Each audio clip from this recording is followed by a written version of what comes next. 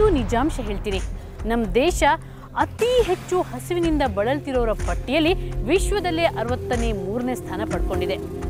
ಯಾಕೆ ನಮ್ಮ ದೇಶದಲ್ಲಿ ಇಷ್ಟೊಂದು ಬಡತನ, ಬಡವರು ಹೆಚ್ಚಾಗ್ತಿದ್ದಾರೆ? ಈ ಕಾರಣ ಹುಡುಕ ಹೊರಟ್ರೆ ನಮಗೊಂದು ಅಂಶ ತಿಳಿಯುತ್ತೆ. ಅದೇನು ಗೊತ್ತಾ? ನಮ್ಮ ದೇಶದ ಒಟ್ಟು ಆಹಾರ ಉತ್ಪಾದನೆಯಲ್ಲಿ 20%ರಿಂದ 30% ಆಹಾರ ಧಾನ್ಯ ಹಾಳಾಗುತ್ತೆ. ಉಳಿದಿದ್ದು ಬಡವರ ತಟ್ಟೆ ಸೇರುತ್ತೆ. ಇನ್ನು ಮಿಕ್ಕಿದ್ದು ಎಲ್ಲಿ ಸೇರುತ್ತೆ ಗೊತ್ತಾ?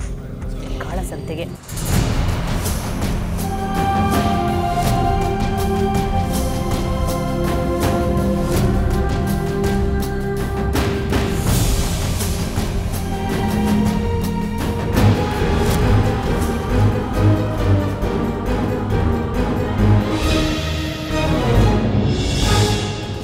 ಸರ್ಕಾರದ ಗೋಡೌನ್ಗಳಲ್ಲಿ ಆಹಾರ ಧಾನ್ಯಗಳು ತುಂಬಿ ತುಳುಕುತ್ತಿವೆ. ಆದ್ರೂ ನಮ್ಮ ದೇಶದಲ್ಲಿ 20 ಕೋಟಿ ಮಂದಿ ಹಸಿವಿನಿಂದ ನರಳುತ್ತಿದ್ದಾರಲ್ಲ. ನಮ್ಮ ರಾಜ್ಯದಲ್ಲಿ ಲಕ್ಷಾಂತರ ಮಂದಿ ಒಪ್ಪೊತ್ತಿಗೆ ಗತಿ ಇಲ್ಲದೆ ಕಂಗಾಲಾಗಿದ್ದಾರಲ್ಲ. ಯಾಕೆ ಹೀಗೆ? ಈ ಪ್ರಶ್ನೆ ಹೊತ್ತು ಹೊರಟ ನಮಗೆ ಮೊದಲು ಉತ್ತರ ಸಿಕ್ಕಿದ್ದು ಬೀದರ್ನ ಗಡಿಭಾಗದಲ್ಲಿ.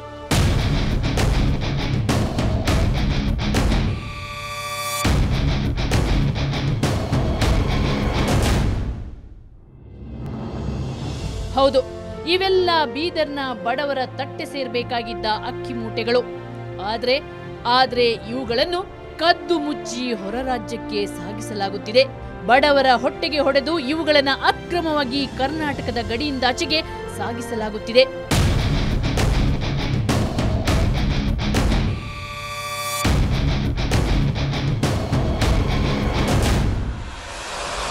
ಮಹಾರಾಷ್ಟ್ರ ಒಂದು 10 ಕಿಲೋಮೀಟರ್ ಐತ್ರಿ, ಮಹಾರಾಷ್ಟ್ರ ರಾಜ್ಯ. ಆಮೇಲೆ ಆಂಧ್ರ ಪ್ರದೇಶ ಒಂದು 15 ಕಿಲೋಮೀಟರ್ ಐತಿ. ಇಲ್ಲಿ ಅದೇನು ಡೀಲರ್ಶಿಪ್ ಏನು ಮಾಡ್ತಾರೆ, ಒಂದು 4 ದಿವಸ 5 ದಿವಸ ಏನು ಅಂಗಡಿ ತೆರೆದಿಕ್ತಾರೆ. ತೆರೆದಿಕ್ಕೆ ಏನದ ಅಂತಂದ್ರೆ ಗರೀಬು ಕೊಡಂಗಿಲ್ಲ, ಒಟ್ಟು ಗರೀಬರಿಗೆ ಕೊಡಂಗಿಲ್ಲ ಅನ್ನೋದು. ಅವ್ರು ಏನು ಮಾಡ್ತಾರೆ, ಸೀದಾ ಒಂದು ಲಾರಿ ಆಗಲಿ, ಇದು ಆಗಲಿ, ಟೆಂಪೋ ಆಗಲಿ, ರಾತ್ರಿ 12 ಗಂಟೆ 1 ಗಂಟೆ ತುಂಬ್ತಾರೆ. ತುಂಬೇನದ ಅಂದ್ರೆ 10 ಕಿಲೋಮೀಟ್ರನ್ನ ಸಾಗಿಸ್ಬಿಡ್ತಾರೆ.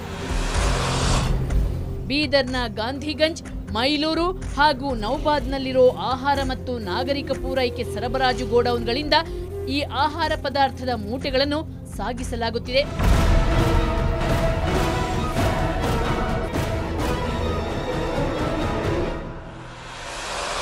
ಹೋಗೋಣ ಅಲ್ಲಿ ಮುಂದೆ ರೈಸ್ ಮಿಲ್ ಯಾವುದಿದೆನಾ ಆ ರೈಸ್ ಮಿಲ್ಲಲ್ಲಿ ಅವರು ಡಿವೈಡ್ ಮಾಡಿಬಿಡ್ತಾರೆ. ಅಂದರೆ ನಮ್ಮ ರಾಜ್ಯದ ಗಾಡಿ ಸ್ವಲ್ಪ ದೂರ ಮಾತ್ರ ಒಳಗಡೆ ಹೋಗ್ತದೆ, ಬೇರೆ ರಾಜ್ಯ ಒಳಗೆ. ಅಲ್ಲಿ ಯಾವುದು ಫಸ್ಟ್ ರೈಸ್ ಮಿಲ್ ಇವರು ಅವ್ರಿಗೆ ಕಾಂಟ್ಯಾಕ್ಟ್ ಏನೇ ಇರ್ತದೆ, ಅಲ್ಲಿ ಹೋಗೋಣ ಅಕ್ಕಿಯನ್ನು ಚೇಂಜ್ ಮಾಡಿಬಿಡ್ತಾರೆ.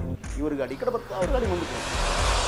ರಾಜ್ಯದಲ್ಲಿ ಸಿಗೋ ಬಡವರ ₹3 ಅಕ್ಕಿಯನ್ನು ಗಡಿಯಾಚೆಗಿರೋ ಮಹಾರಾಷ್ಟ್ರ, ಆಂಧ್ರ ಪ್ರದೇಶದ ಅಕ್ಕಿ ಮಿಲ್ಗಳಿಗೆ 10 ರಿಂದ 15 ರೂಪಾಯಿಗೆ ಮಾರ್ತಾರೆ. ರಾತ್ರಿ ಥುಮ್ಕಸಿ, ರಾತ್ರಿ ಇರಲಿ ಮುಂಜಾನೆ ಇರಲಿ ಯಾವತ್ತು ಬಿ ಇರಲಿ, ಅದು ಏನು ಮಾಡ್ತಾರ ಅಂದರೆ ಔರಾದದ ಕರ್ನಾಟಕದ ನೋಡ್ರಿ ಸರ್. ಔರಾದ್ ಬಾಜು ಮತ್ತು ಊರು ಇರ್ತದ ಬಾರ್ಡರ್ ಒಳಗೆ. ಅದ್ರ ತನ ಏನು ಮಾಡ್ತಾರೆ, ಇವ್ರು ಟಪಾಲ್ ಮಾಡಿಬಿಡ್ತಾರೆ. ಅದ್ರ ಬಾದ್ ಇವ್ರ ಮಂದಿ ಹೊಂಟು ಹೋಗ್ತಾರ. ಅವ್ರ ಸಂಗಟೆ ನಾಂದೇಡ್ ಹೋಯ್ತದ, ದೇಗಲೂರು ಹೋಯ್ತದ, ಎಲ್ಲಿ ಮುಂದೆ ಹೋಯ್ತದ, ಅದು ಮಹಾರಾಷ್ಟ್ರದ ಸರ್. ಈ ಅಕ್ಕಿ ಮಿಲ್ಗಳು ಪಡಿತರ ಅಕ್ಕಿಯನ್ನ ಚೆನ್ನಾಗಿ ಪಾಲಿಶ್ ಮಾಡಿ 30 ರಿಂದ 40 ರೂಪಾಯಿಗೆ ಖಾಸಗಿ ಕಿರಾಣಿ ಅಂಗಡಿಗಳಿಗೆ ಸಪ್ಲೈ ಮಾಡ್ತಾರೆ. ವಿಪರ್ಯಾಸ ಅಂದ್ರೆ ಮತ್ತೆ ಇದೇ ಅಕ್ಕಿ ನಮ್ಮ ರಾಜ್ಯಕ್ಕೆ ವಾಪಸ್ ಬಂದು 40 ರೂಪಾಯಿಗೆ ಮಾರಲ್ಪಡುತ್ತೆ. ಇಲ್ಲದು ಅಕ್ಕಿ ಒಯ್ತಾರೆ, ಅಕ್ಕಿ ಒಯ್ದಾರ ಮಷಿನ್ ಐತ್ರಿ, ಬರೀ ಕಟಿಂಗ್ ಚೂರ ಮಾಡ್ತಾರೆ. ಚೂರ ಏನದಂದ್ರೆ 10 ರೂಪಾಯಿ 20 ರೂಪಾಯಿ ಕೆಜಿ ಮಾಡ್ತಾರೆ. ಅದಕ್ಕೆ ಪಾಲಿಸ್ ಮಾಡ್ತಾರೆ. ಪಾಲಿಸ್ ಮಾಡೇನೋ ಅದಕ್ಕೆ ಸ್ಟೀಮ್ ರೈಸ್ ಅಂತಾರೆ. ಸ್ಟೀಮ್ ರೈಸ್ 38 ರೂಪಾಯಿ 40 ರೂಪಾಯಿ ಹೋಗ್ತದೆ. ತಿಂಗಳ ಮೊದಲ ವಾರದಲ್ಲಿ ಇಲ್ಲಿನ ಗೋದಾಮ್ಗಳಿಂದ ಕನಿಷ್ಠ ಅಂದ್ರೂ ಪ್ರತಿದಿನ 5-6 ಲೋಡು ಪಡಿತರ ಧಾನ್ಯಗಳನ್ನು ಅಕ್ರಮವಾಗಿ ಸಾಗಿಸಲಾಗುತ್ತೆ. ಇವು ಚೆಕ್ ಪೋಸ್ಟ್ಗಳಲ್ಲಿ ಯಾವ ಅಡ್ಡಿ ಆತಂಕ ಇಲ್ಲದೆ ಒಂದಿಷ್ಟು ಕಾಣಿಕೆ ಕೊಟ್ಟು ಗಡಿ ದಾಟುತ್ತವೆ. ಈ ಚೆಕ್ ಪೋಸ್ಟ್ಗೆ ಹೋಗೋಣ, 100 ರೂಪಾಯಿ ನೋಟನ್ನು ಹಿಂಗೆ ಕೊಟ್ರ ಅವ್ರು ಬಿಡ್ತಾರೆ. ಬೀದರ್ ಗೋಡೌನ್ನಿಂದ ಅಕ್ರಮವಾಗಿ ಸಾಗಿಸಲ್ಪಡುವ ಪಡಿತರ ಆಹಾರ ಧಾನ್ಯವನ್ನು ಅದೆಷ್ಟೋ ಬಾರಿ ಸಾರ್ವಜನಿಕರೇ ಹಿಡಿದು ಅಧಿಕಾರಿಗಳಿಗೆ ಒಪ್ಪಿಸಿದ್ದಾರೆ.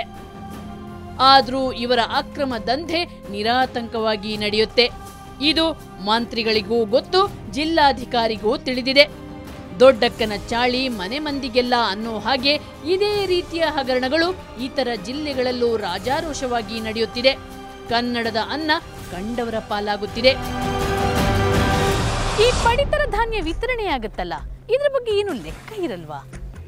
ಇಷ್ಟೊಂದು ಭಾರೀ ಪ್ರಮಾಣದ ಆಹಾರ ಧಾನ್ಯ ಆ ಗೋದಾಮ್ನಿಂದ ತಗೊಂಡು ಹೋಗುವಾಗ ಅಧಿಕಾರಿಗಳಿಗೆ ಗೊತ್ತಾಗಲ್ವಾ? ಅಲ್ಲ, ಗೊತ್ತಿದ್ರು ಇವರು ಮೌನ ವಹಿಸಿ ಇವರು ಈ ಭಾರೀ ಹಗರಣದಲ್ಲಿ ಶಾಮೀಲಾಗಿದ್ದಾರಾ? ಇದನ್ನೆಲ್ಲ ತಿಳಿಸಿನಿ ಸಣ್ಣ ಬ್ರೇಕ್ನ ನಂತರ.